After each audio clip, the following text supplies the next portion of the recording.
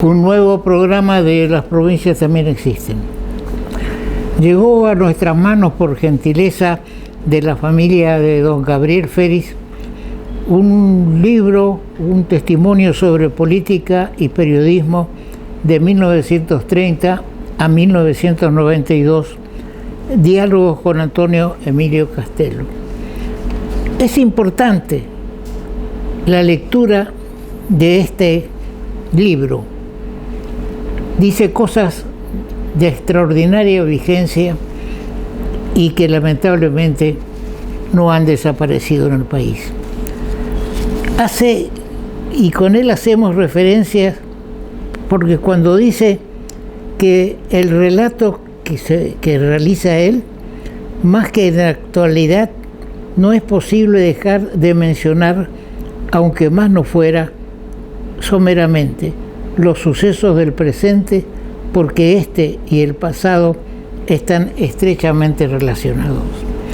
Resulta que estamos en año electoral y entonces es bueno recordar cosas que a las que hace mención Tito Feris.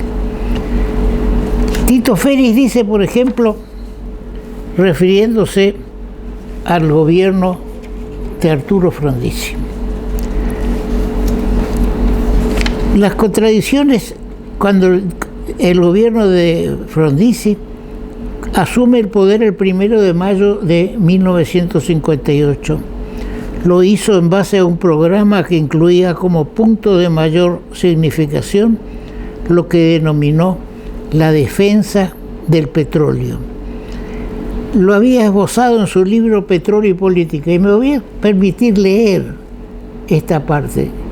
Yo no soy amigo de leer cuando hago mi editorial o cuando expongo un tema, pero lo que dice acá Tito Feris está directamente conectado con lo que está pasando o con lo que va a pasar en el transcurso de estos meses que nos falta para llegar al acto eleccionario. La defensa, en su libro Petróleo y Política, publicado en las postrimerías del gobierno de Perón y que fue utilizado como principal argumento en la campaña preelectoral que le permitió su acceso al poder.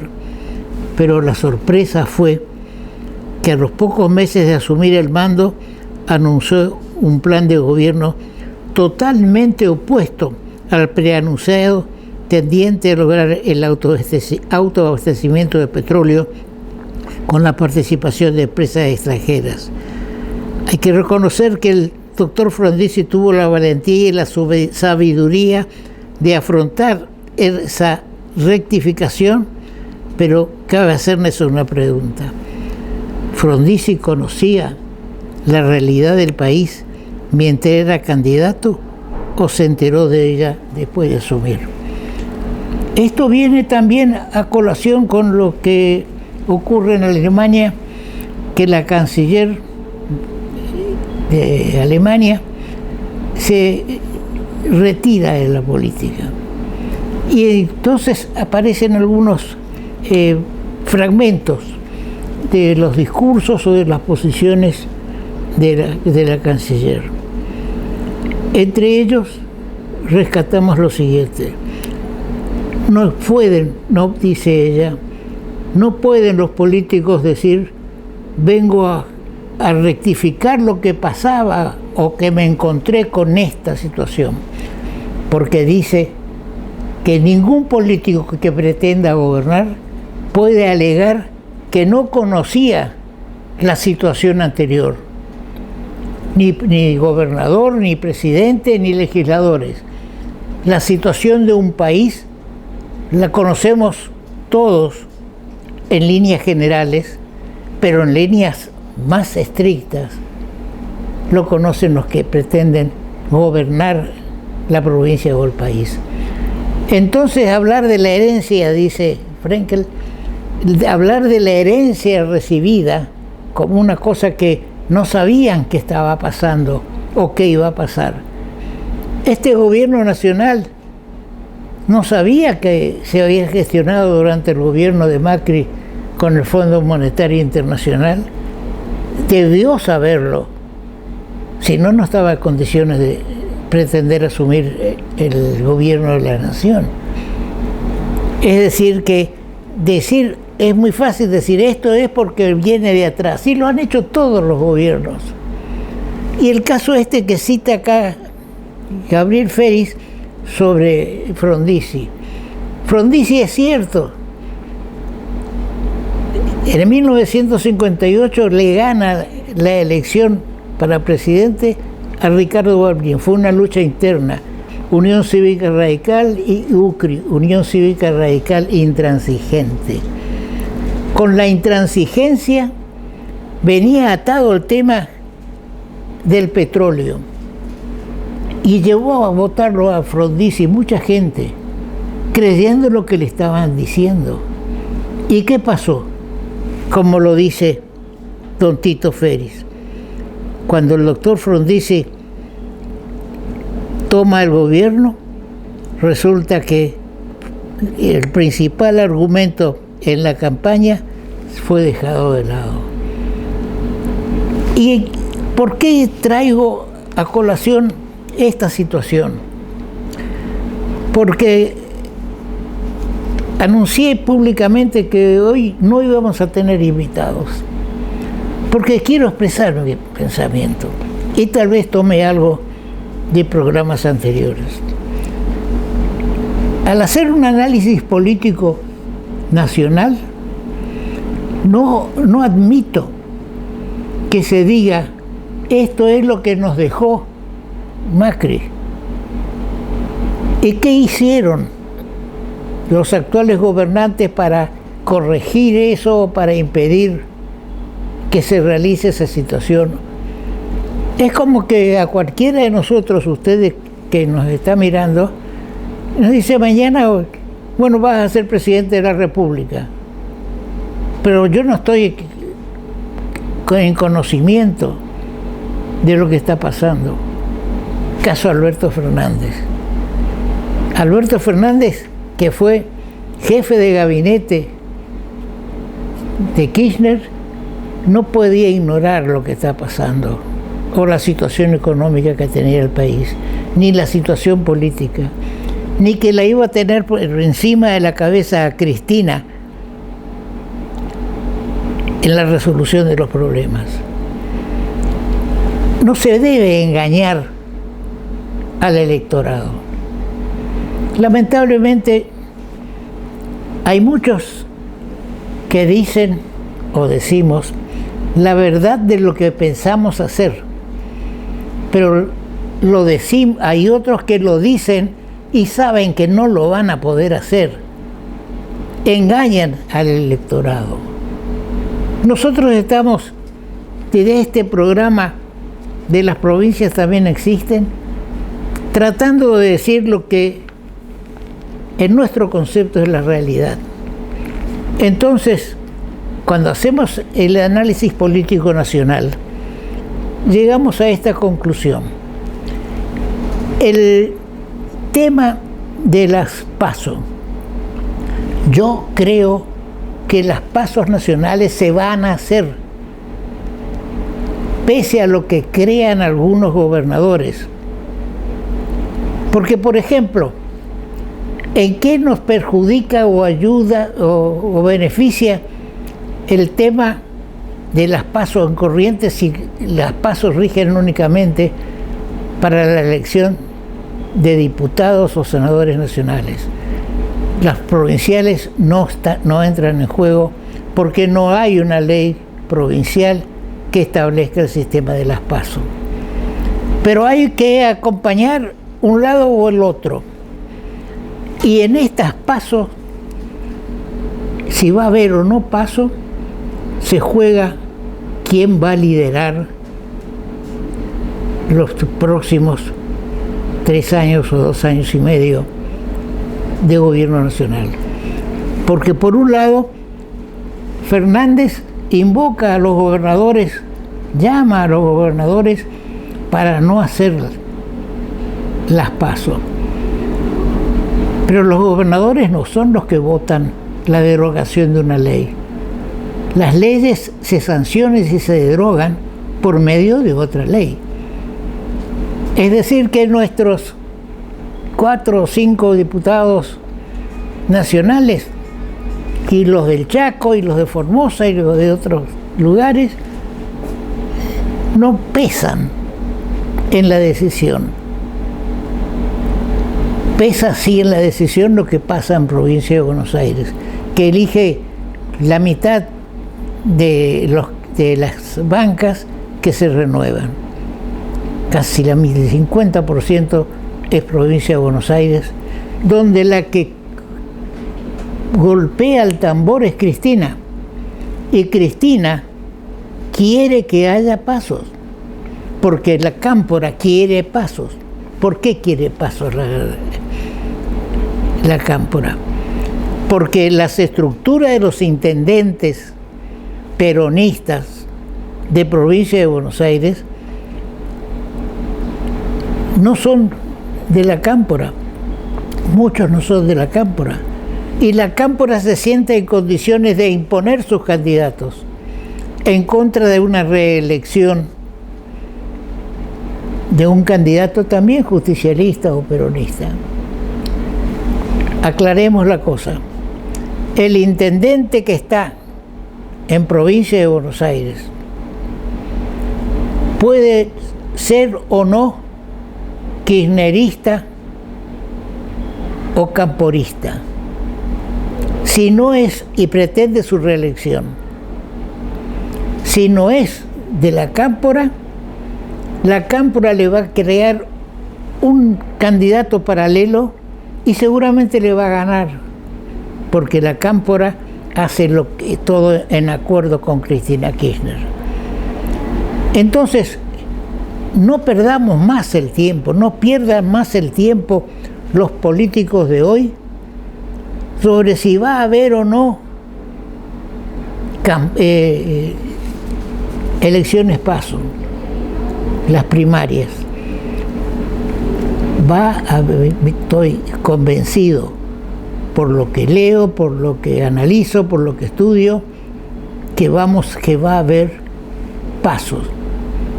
Y deben los partidos prepararse para eso, porque acá se va a definir un poco la fuerza que tiene Fernández como presidente.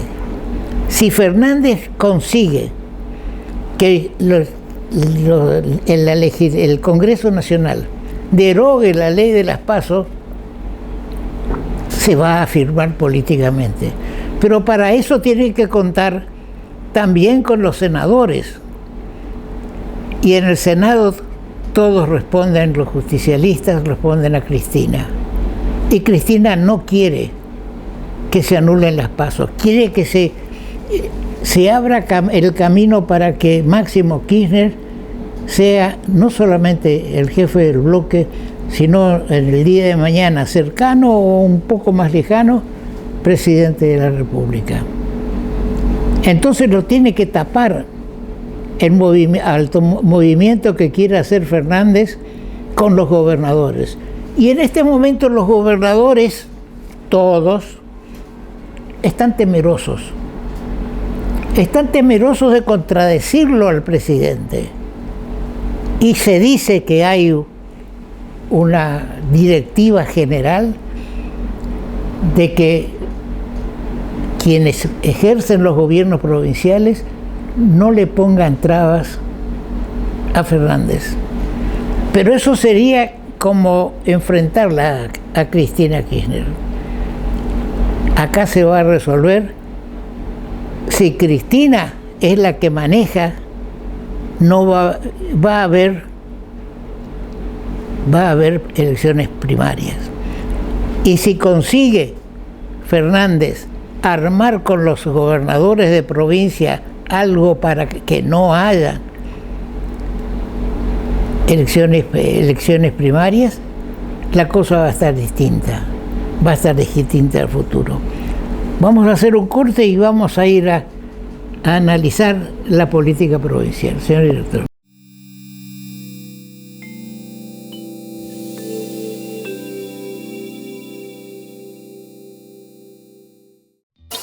Llegó 365 a Corrientes, junto con el diario El Litoral. Ayer, hoy y siempre.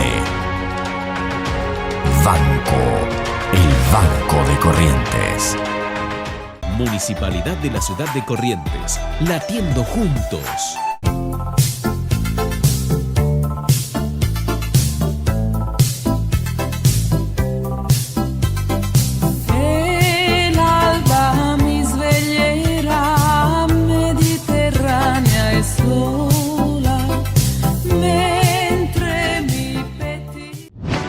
Por primera vez, la ciudad tendrá 7 meses de playa para que puedas disfrutarlas al máximo. Las 5 playas públicas, Arasate 1 y 2, Islas Malvinas 1 y 2 y Molina Punta, estarán habilitadas desde octubre hasta abril. Te esperamos todos los días, de 8 a 20 horas, con múltiples actividades y todos los servicios que necesitas. Municipalidad de la Ciudad de Corrientes, latiendo juntos. Hidrovía, vía libre para exportar.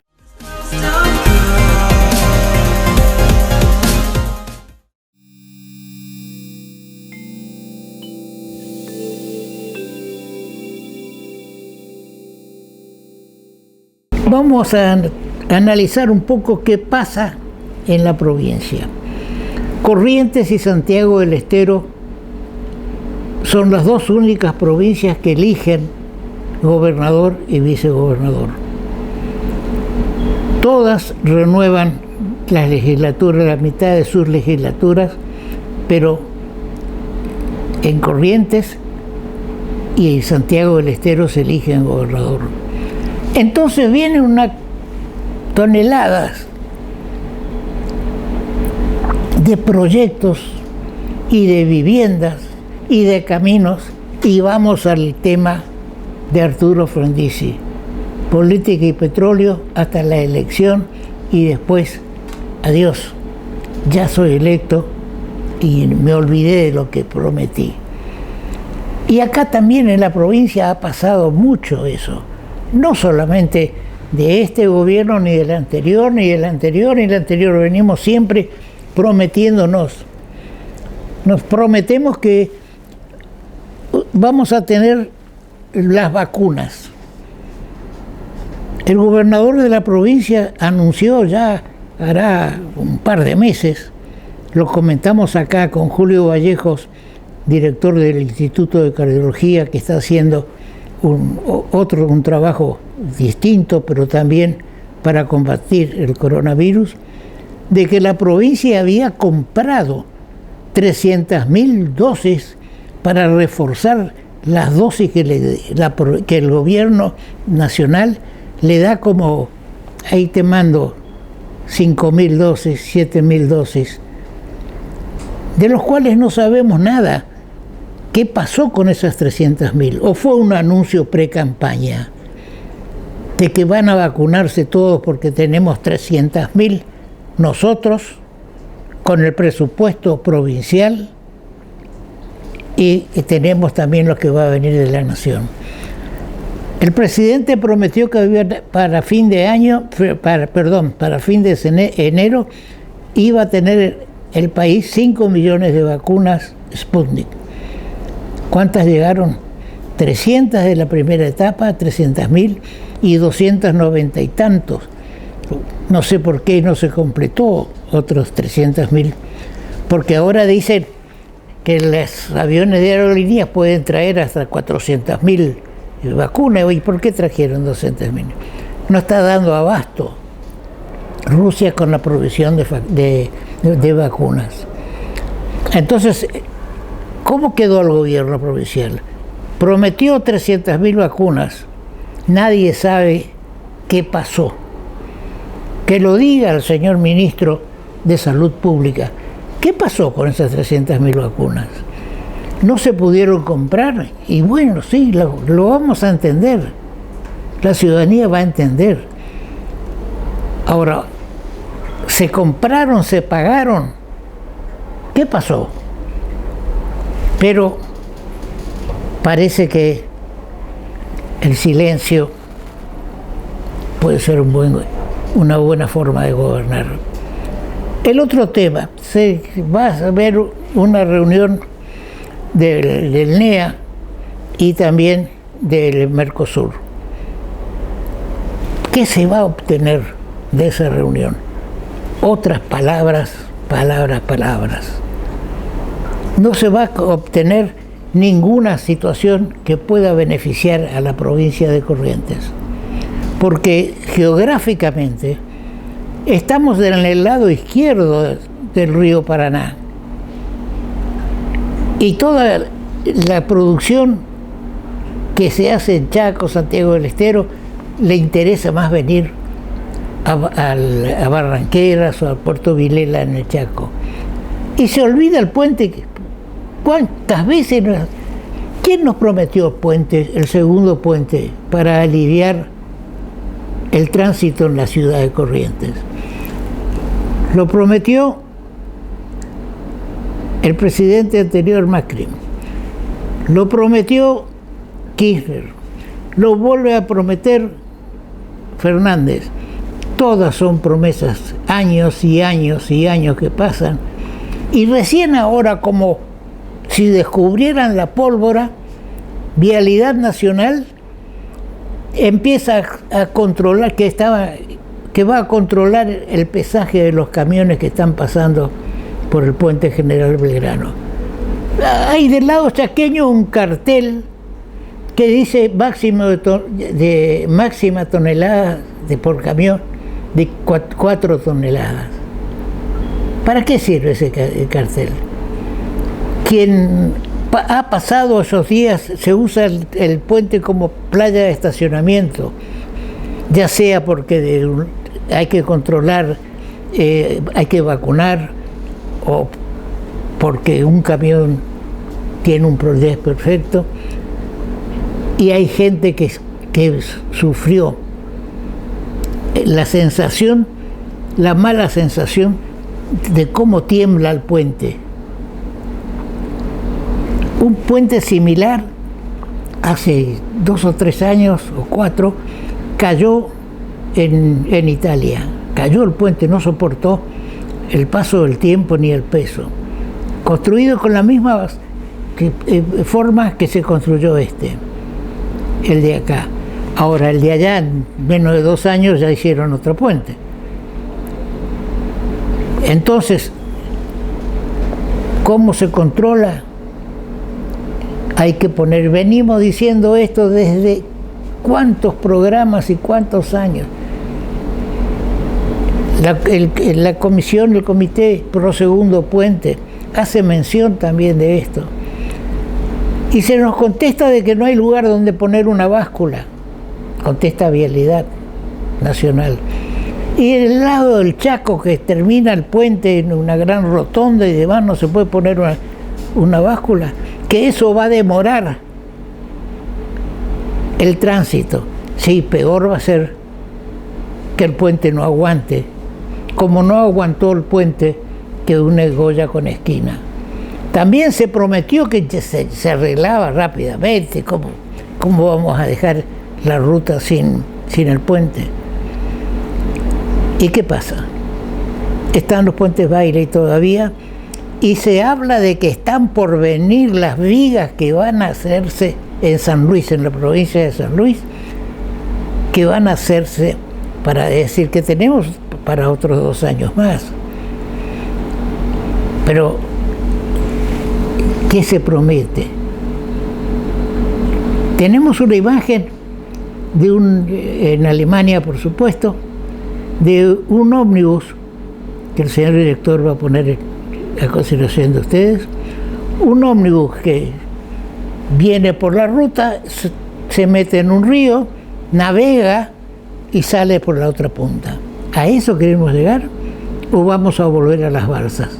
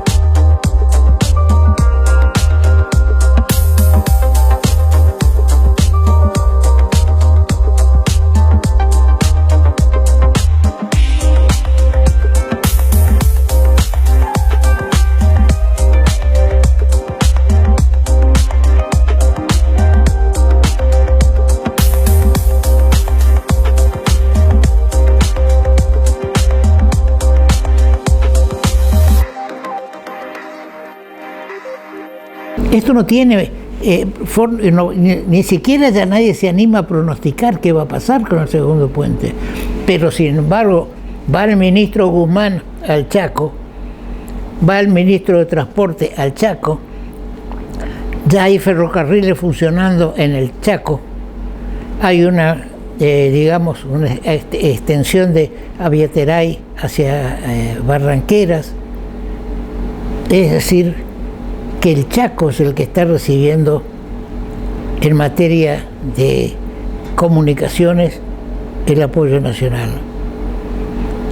Y se va a dejar esa parte para decir, bueno, como buenos hermanos, o como entre los hermanos, o como se manejan los hermanos, vamos a distribuir los fondos destinados al NEA. Y acá en Corrientes, ¿qué hacemos? Alguien tiene que tomar la decisión o la protesta, por lo menos. Sabemos que no depende en forma directa del gobierno provincial, pero no se puede hacer una queja ante Vialidad Nacional con el famoso tránsito, que es el camino que se estaba haciendo, que está hecho un movimiento de tierra, para evitar que los camiones pudieran atravesar la avenida Independencia o Ferrey. Entonces, ¿cómo quedamos? Preguntamos, o se anuncia también por Vialidad, que ese tramo que va a venir de Riachuelo, fíjense, de Riachuelo hasta el desvío a Santa Ana, que serán 20 kilómetros, 30, ya lleva 2 años de no hacerse, y que todavía tenemos 2 años más, es decir, que va a haber 4 años para hacer, presuntamente que en vez de 4 van a ser 6, para poder hacer ese trabajo. Pero en el Chaco, adelante, se siguen haciendo obras. Entonces, hay que llamarse a silencio. Perdónenme, aquellos miembros del gobierno, hasta de la oposición local, que a su vez es oficialismo nacional, guardan silencio, nosotros no lo vamos a hacer. Lamento. Pero tenemos que exigir en esta reunión, que parece que va a venir el presidente también a una reunión que se haría en Yapeyú, hay que ir a pelear las cosas de Corrientes, como las pelea el Chaco, como las pelean las otras provincias. Nosotros nos conformamos porque sí, dicen, nos adjudican 500 casas. Yo seguramente con 88 años no llegaré a verles ni 100 casas de esas 500. Y así seguimos pidiendo. El tema de la hidrovía no se analiza a fondo. Si conviene hacer 4 puertos en la provincia de Corrientes, o con uno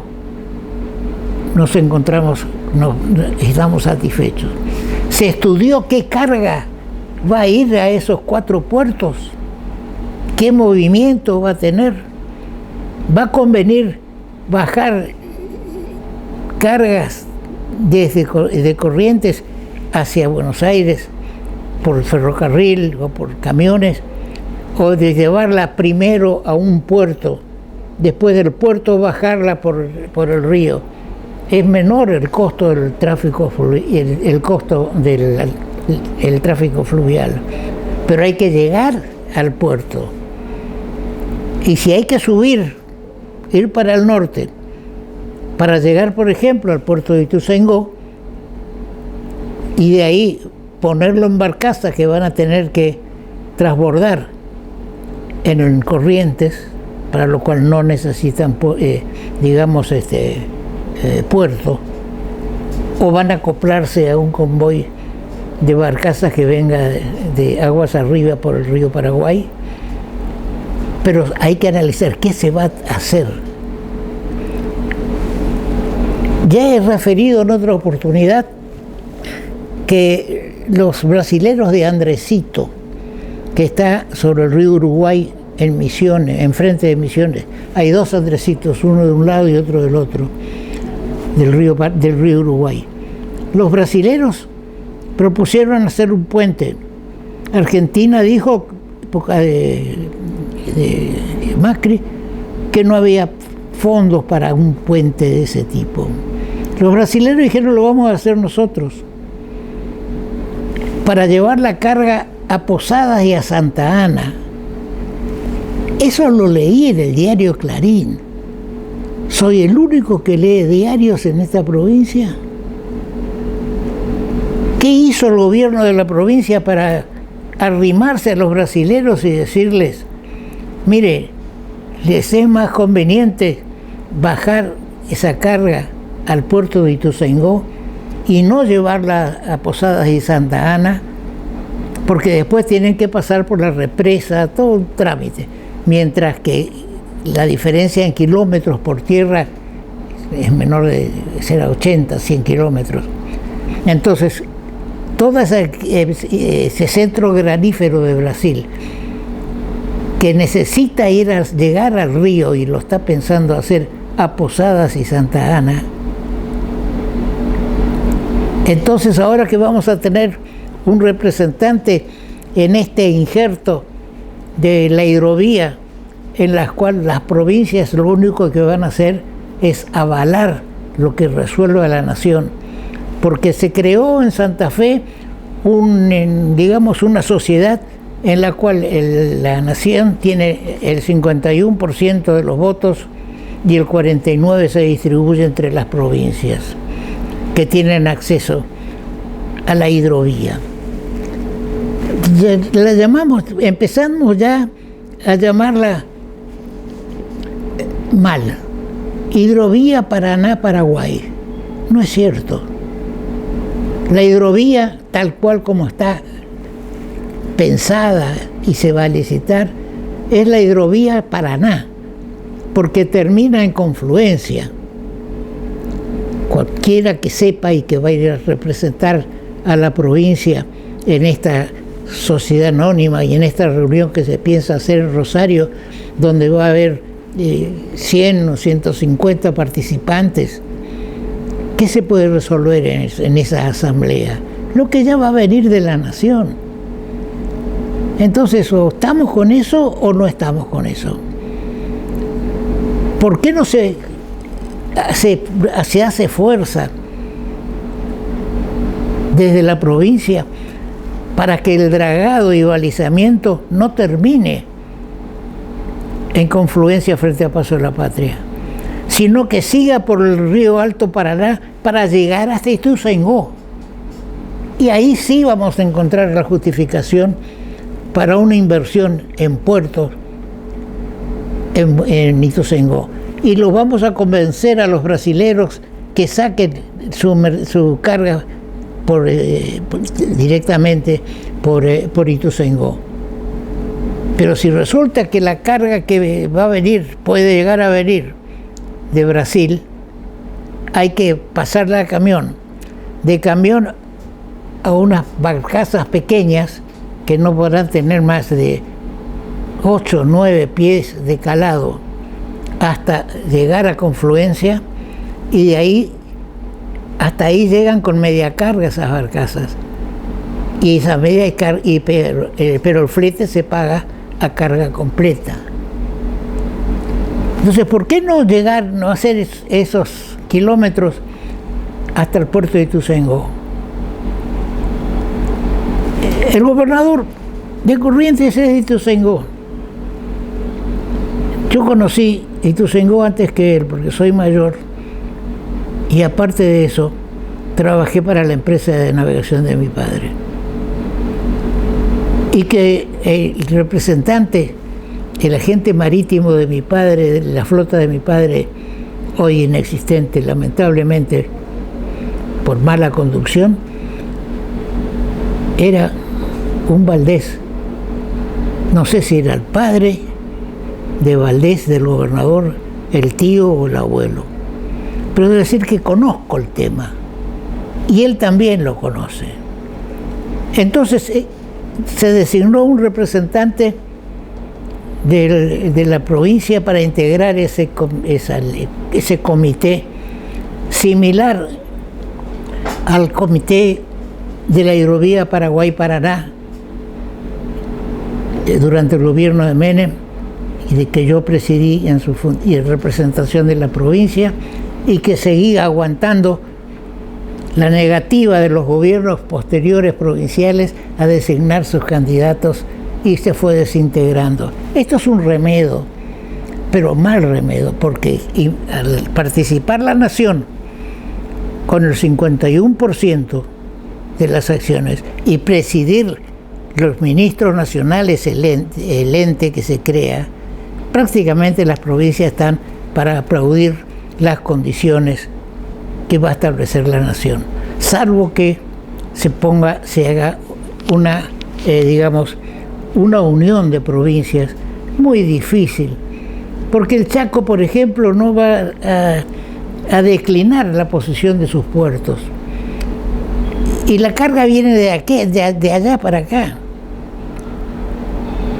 Bien, vamos a un corte y vamos a tocar otro tema provincial.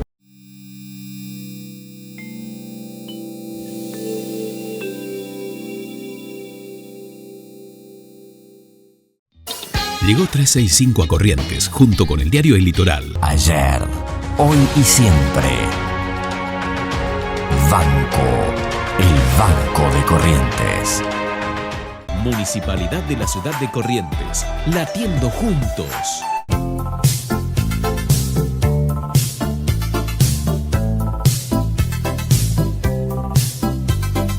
El alba misvegliera mediterránea es sola, mentre mi petit... Por primera vez, la ciudad tendrá 7 meses de playa para que puedas disfrutarlas al máximo. Las 5 playas públicas, Arasate 1 y 2, Islas Malvinas 1 y 2 y Molina Punta, estarán habilitadas desde octubre hasta abril. Te esperamos todos los días, de 8 a 20 horas, con múltiples actividades y todos los servicios que necesitas. Municipalidad de la ciudad de Corrientes, latiendo juntos. Hidrovía, vía libre para exportar.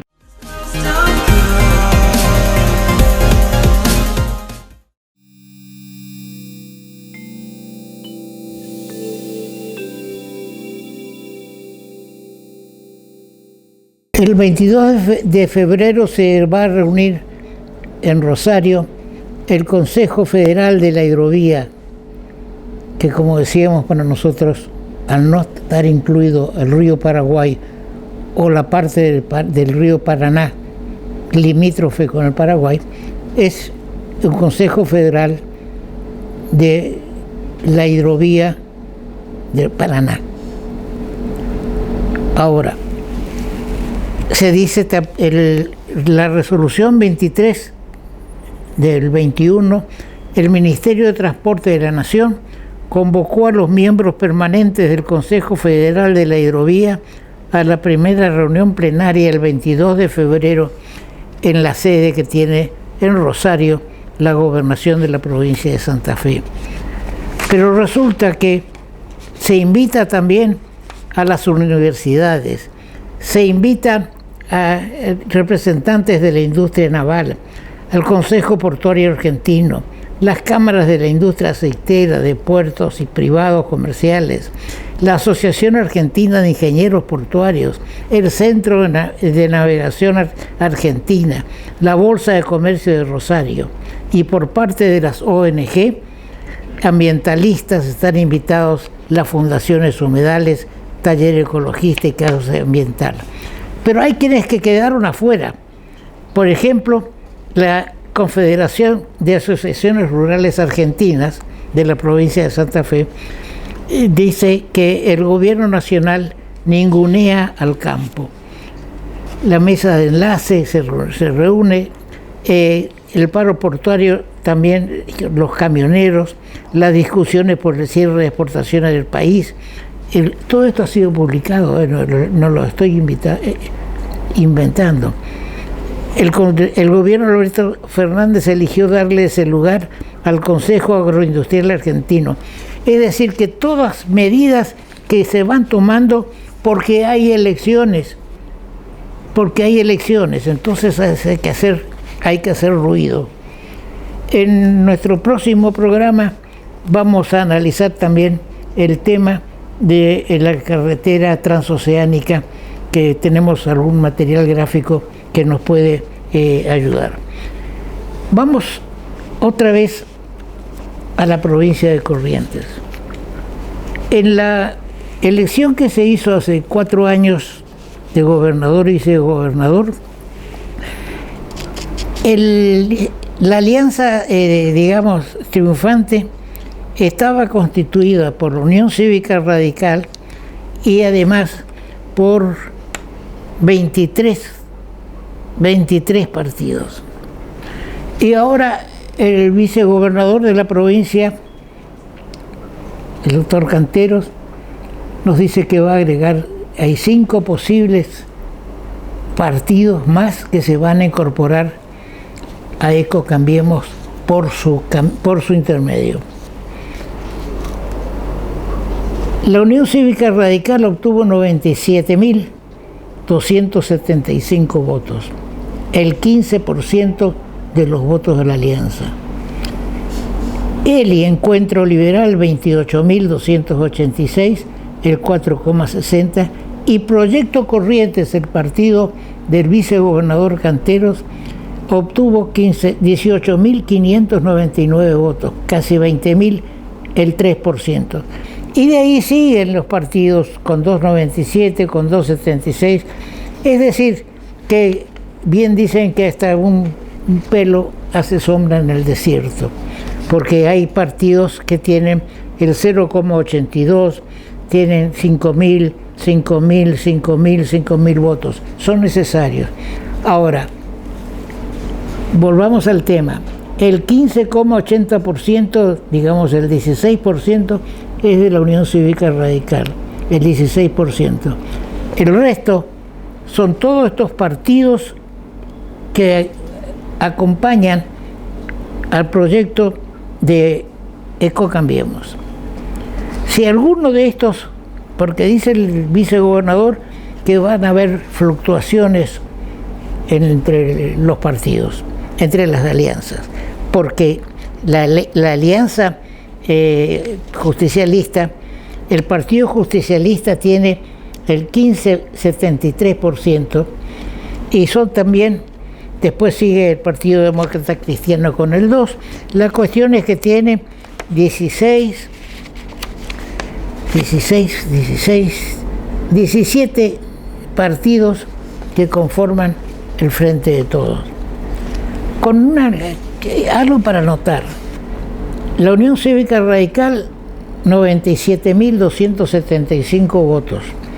El Partido Justicialista, 96.807. ¿Cómo llega uno y otro a pretender la gobernación? Porque la Unión Cívica Radical va a pretender, hasta ahora parecería que la reelección de Valdés. Y el justicialismo tiene 96.800. Ni siquiera hay 1.000 votos de diferencia a favor de la Unión Cívica Radical contra el Partido Justicialista. Lo demás son todos agregados, partidos que están en la cuerda floja para pertenecer de un lado a otro. Yo tengo la convicción, por ejemplo, que que el Partido Liberal, que con el nombre de Partido Liberal, no va a continuar dentro del Frente de Todos. Es una impresión que tengo. Después hay otros partidos también que están viendo a ver qué me dan, porque así es el tema. No vamos a discutir la gobernación para la Unión Cívica Radical ni para el candidato del Partido Justicialista, que no sabemos si va a ser Camao o quién. Estamos tratando de comunicarnos con con el interventor del Partido Justicialista en Corrientes, pero tenemos alguna dificultad. Entonces, se da esta situación que si se cambia, por ejemplo, y no hay ninguna mala intención en lo que voy a decir, si Proyecto Corrientes de Canteros se retira de Cambiemos, son 18.000 votos que se van. ¿A dónde? No sé. Es indudable que el vicegobernador pretende ser candidato a intendente de la capital de Corrientes. Ahí va a chocar contra la resolución radical que pretende la reelección de Tassano como intendente. Ahora, puede darse que Encuentro Liberal, con 30.000 votos, aspire a la vicegobernación. Y entonces ya quedaría satisfecho Encuentro Liberal y puede que se produzca algún cambio en la intendencia de la capital encabezada en el cargo de viceintendente.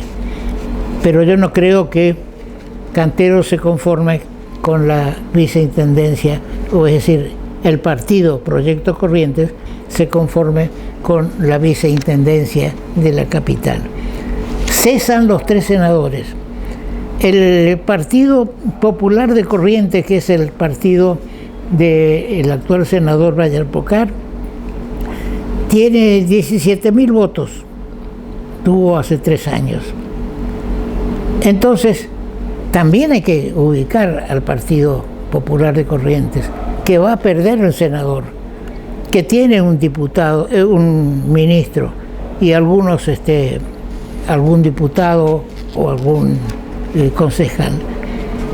Todo depende de estos partidos. Tanto la Unión Cívica Radical como el Partido Justicialista, si pierden el apoyo de estos partidos, o hay un intercambio, gente que se pasa, porque pedí una diputación y me dieron una concejalía y entonces no me conforma, o que me prometen que voy a tener 10 designaciones, todo está en nebulosa. Y más está en nebulosa cuando se demora en fijar fechas para las elecciones. Va a haber, reitero, elección nacional, paso para decir quiénes pueden ser diputados nacionales y quiénes pueden ser senadores nacionales. Sobre este tema vamos a escuchar una conversación que tuvimos con el doctor Jorge Liotti en el programa pasado, lo vamos a repetir porque hablamos de las PASO. El doctor Jorge Liotti forma parte de los 10 mejores columnistas políticos que tiene el país según una encuesta realizada. Con el reportaje al doctor Jorge Liotti, a quien volvemos a felicitar, va a terminar este programa de hoy. Antes de terminar, quiero decir y proponer al Consejo Deliberante de Corrientes y al intendente municipal, el doctor Tassano, que una calle de Corrientes lleve el nombre de Gabriel Félix, que fue senador nacional, que fue vicegobernador de la provincia y no tiene una calle o algo que lo recuerde. Y fue un periodista destacado desde el diario La Mañana hasta en el diario Litoral. Bien, señor director, vamos con el reportaje al doctor Jorge Liotti. Vamos a preguntarle cómo está el tema de las PASO, que está discutido en el país. Acá en Corrientes no tenemos elecciones de PASO, no hay ley provincial. ¿Cómo ves vos el panorama de las PASO en el país? Bueno, Este es un tema que está en plena discusión dentro del oficialismo, donde hay dos posturas contrapuestas. La idea de suspender las PASO es una iniciativa de los gobernadores que le plantearon al presidente Alberto Fernández en una comida en la Quinta de Olivos a fin de año, esta idea con el objetivo supuestamente de que con la pandemia no era conveniente juntar tanta gente en dos ocasiones para las PASO y las generales, y también por el costo que implicaba.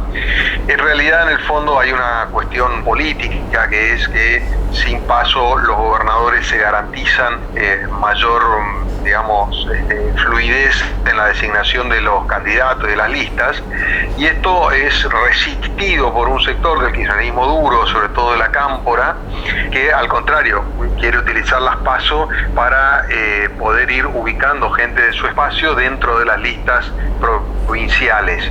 El presidente les dio un guiño a los gobernadores, le dijo que estaba de acuerdo conceptualmente, pero que fueran ellos los que impulsaran el proyecto. De hecho, lo presentaron, quedó en el Congreso, esto se presentó justo antes de fin de año. Todavía es un poco incierto qué va a pasar en el Congreso, porque allí se supone que si todos los gobernadores están de acuerdo y los legisladores responden a esta mirada de los gobernadores, debería ser aprobado. Pero no está tan claro por esto que digo. Me parece que hay algunos actores que no están expresando públicamente su negativa a suspender las PASO, entonces todavía es una cuestión en discusión. La cuestión no es menor, porque a medida que pase el tiempo también va a ser más difícil, porque al suspender las PASO los partidos tendrían que recrear algún mecanismo de internas como se hacían antes de las PASO, y alterar el cronograma electoral, y eso, insisto, yo creo que por ahí hasta marzo podría haber margen, pero después ya empieza el calendario electoral y esto podría tener un impacto porque ya empieza a ser más difícil desactivarlo. Yo creo que todavía no está cerrada la discusión. Creo que en las próximas semanas, ahora que se reactivó la actividad en el Congreso, vamos a tener un poco la temperatura real de cuál es la traducción de esta discusión dentro del oficialismo, sobre todo dentro del Congreso, ¿no? Lo de la pandemia para mí es un recurso que tienen los gobernadores, que para evitar la entrada masiva de la cámpora en la designación de candidatos. ¿Vos qué pensás al respecto? Sí, yo estoy de acuerdo. Lo presentan como un planteo preeminentemente sanitario y económico, pero tiene en realidad un sentido político. De hecho, es muy curioso que la gran mayoría de los gobernadores hayan salido a expresarse, ya sea en público o en privado, para suspender las PASO. Está claro que ellos lo que quieren es evitar una especie de puja interna anticipada. Las PASO le permitiría a la cámpora puntualmente disputar con listas alternativas los espacios dentro de las estructuras de las listas provinciales, ¿no? Se supone que acá la discusión principal se va a dar por el tema de las listas a legisladores, entonces ahí hay una puja muy grande, no está resuelta, pero claramente es un sentido político, ¿no? Sí, el tema va a decidirlo provincia de Buenos Aires, que tiene una cantidad, un 40% de los legisladores nacionales, 40% más, y digamos, sí. No, es que ahí no está claro cuál vaya a ser la postura. Me da la impresión de que va a haber dentro del oficialismo hay un alineamiento no solo por provincias, sino por, diría, corriente interna dentro del oficialismo. O sea, los que son más pejotistas o peronistas clásicos o responden a esa línea, y los que son más cámpora dentro de provincia también están de los dos grupos, ¿no? Entonces yo calculo que van a tratar de unificar posturas. No sería bueno que el oficialismo emerja dividido en un tema tan sensible como este, ¿no? Sí, el problema sanitario se repite también con el cobro de los salarios y de las ayudas, que hay una gran concentración de gente en los bancos en los días de pago. Es decir, que no es una cuestión que no se pueda solucionar. Acá en Corrientes, por ejemplo, se pagan sueldos adicionales por los 2 números de determinación de los DNI. También se puede hacer algo parecido con horarios, es decir, si hay voluntad de hacer las PASO se puede encontrar caminos para evitar las aglomeraciones que están usadas con un sentido político. Sin duda, también se podrían desdoblar los días, o sea, hay una serie de mecanismos para evitar por lo menos la parte, los planteos sanitarios que se hicieron o se están haciendo. Después está la cuestión económica, que es un tema que históricamente, esto hay que decirlo también, también el macrismo en su momento amenazó o evaluó la posibilidad de levantar las PASO con motivos económicos, es siempre el argumento. La realidad indica que las PASO siempre benefician más a la oposición que al oficialismo, o a los oficialismos, porque el oficialismo en general se ordena dentro del ejercicio del poder. La oposición, en cambio, en general está más dispersa y la PASO lo ayuda a ordenar. Entonces, en general, los oficialismos tienden a tratar de evaluar la posibilidad de suspender las PASO con el argumento económico. Este año se sumó el tema de la pandemia, pero es un clásico, insisto, lo evaluó el kirchnerismo, lo evaluó el macrismo y ahora otra vez, digamos, el kirchnerismo. O sea, es una tentación permanente, de alguna manera también no solamente para evitar las internas propias, sino para neutralizar una herramienta que para la oposición le viene bien para ordenar sus cuestiones internas.